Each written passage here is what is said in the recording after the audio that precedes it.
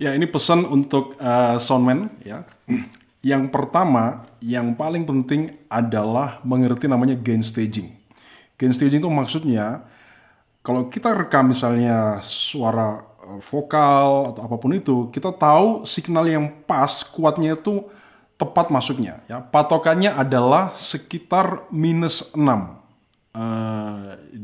desibel. Ya, jadi angkanya tuh naiknya sampai -6. Jangan -3 apalagi 0. Kalau 0 tuh sudah clipping. Ya, itu patokannya itu. Nah, caranya paling sederhana adalah G-nya kecilin sampai habis, lalu fadernya naikin ke 0, ya, 0 dB, ya.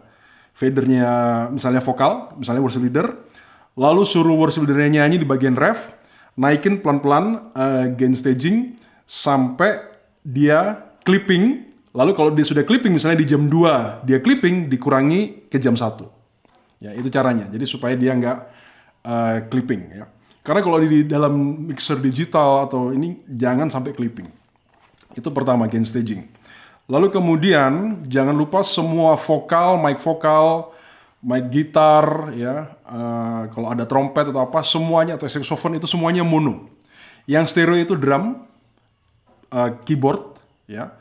Lalu kalau ada piano ya, lalu mic ruangan itu stereo ya, tapi yang lainnya itu mono. Nah, kemudian yang penting itu juga memang menguasai paling dasar itu equalizer, kemudian kompresor sama efek. Ya, efek itu biasanya reverb sama delay.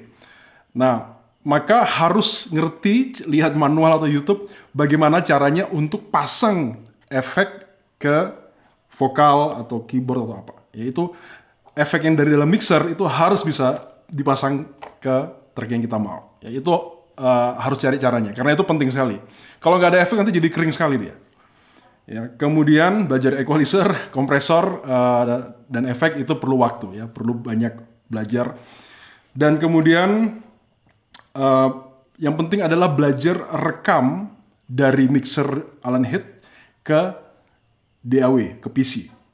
Itu harus bisa keluar per track ya. WL sendiri, singer 1, singer 2, singer 3, keyboard stereo sendiri, semuanya harus bisa keluar per track ya. Itu baru nanti untuk ngeditnya enak ya. Kalau misalnya mau di recorded lalu mau di-upload pada waktu akan berikutnya setelah diedit ya. Kemudian nanti mungkin yang terakhir itu belajar routing. Karena apa? Kalau live streaming sebaiknya belajar itu mulai dari di record dulu, baru kita coba latihan edit, baru kemudian digabung sama file videonya, baru kita upload. Ya, itu kan bisa. Kalau langsung live streaming itu sudah harusnya ngerti yang paling dasar dulu, ya, cara ngedit efek semua ya. Karena langsung live streaming itu tentu lebih susah ya, karena dia live.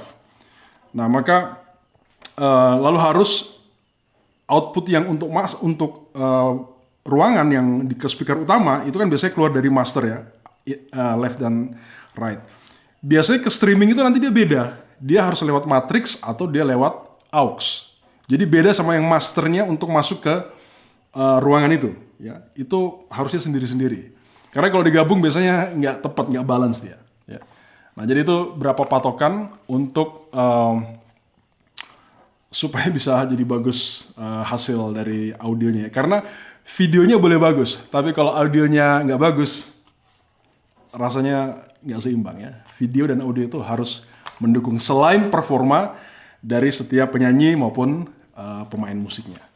Ya, jadi itu yang beberapa hal yang perlu. Ya, ini waktunya sudah mepet kalau untuk Natal, tapi harap akan improve terus. Ya, jadi yang saya terima file yang akhir-akhir ini itu sangat kering, ya, tidak balance. Kemudian reverb baik dari mixer tidak ada, reverb dari ruangan juga nggak ada.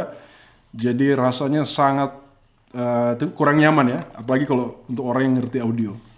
Ya, jadi itu masukan ya, semoga bisa cari di YouTube, baca manualnya, dan makin lama bisa makin bagus. Ya, saya sudah usul juga untuk beli 2 mic kondensor ya yang bentuk pensil untuk jadi mic ruangan.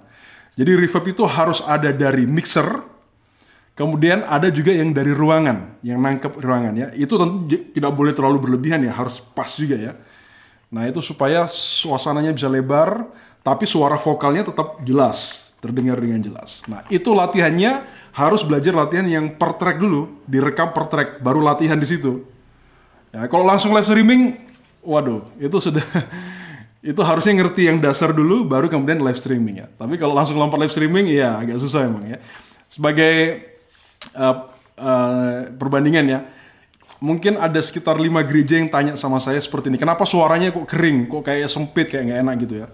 Saya sudah kasih usulan seperti ini, tapi yang betul-betul mau berubah, tidak ada. Dari 5 gereja yang tanya. Saya sudah kasih masukan. Ya sudah, hasilnya sama aja, seperti itu, kering ya.